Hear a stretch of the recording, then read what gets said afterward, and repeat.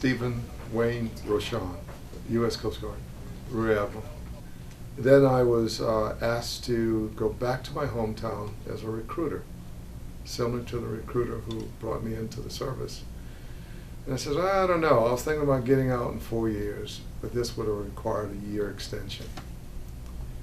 But I couldn't turn down finishing my career, not my career, but my stay in the Coast Guard, which I thought was a short stay, in my hometown of New Orleans. So I spent about 2 years there when an officer took a liking to me.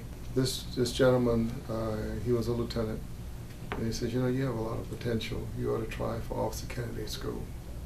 And I said, me? You know, I didn't think about that, which would mean another 3 years tacked on to what I thought was going to be a short stay in the military. And so I took the test, passed the test, and I was off to Yorktown, Virginia. Well, I had been going through boot camp. I had an edge up on most of my peers. Officer candidate school, the majority of folks attending that were straight out of college with no military background whatsoever. So it was more of a challenge for someone like that because you weren't used to the military system and how to do certain things. I had already been through 5 years as an enlisted person. So I had an edge up on most of my peers. I really was in a position to teach a lot of my compatriots some of the simple things that would keep them out of trouble. And so OCS was much easier than boot camp for me, with the exception, you should go, most people will do well if they go into an environment where you have a clear head. And I did. I went to OCS, raring to go to become an officer. But life always presents challenges. And in this case, my wife at the time, where I had this very handsome little 3-year-old boy, I called to check up on my family, and when she informed me that she wanted to see the world, and she had no room for a family anymore, and so she wanted a divorce. And here I am in officer candidate school getting that news.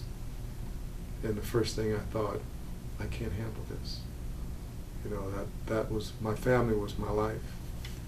And so I started packing my sea bag, because I said, this is it. I can't continue this training. I'm going to leave. And I called my very strong, determined mother, and she says, you stay where you are. You have a son to take care of, and he's going to need a dad with a great job. And don't let one person make you feel less than what you are. There'll be someone else out there one day.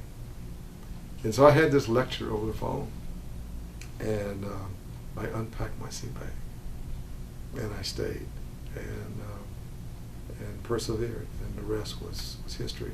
So there was a challenge in OCS, more of a personal challenge, but you have to learn to overcome those things, because that's what life is.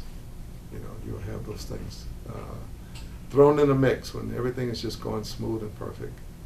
And so it was a great conversation, not only with my mother, but a couple of other mentors that allowed me to graduate at the top of my class and get the my #1 pick of my duty station in Los Angeles.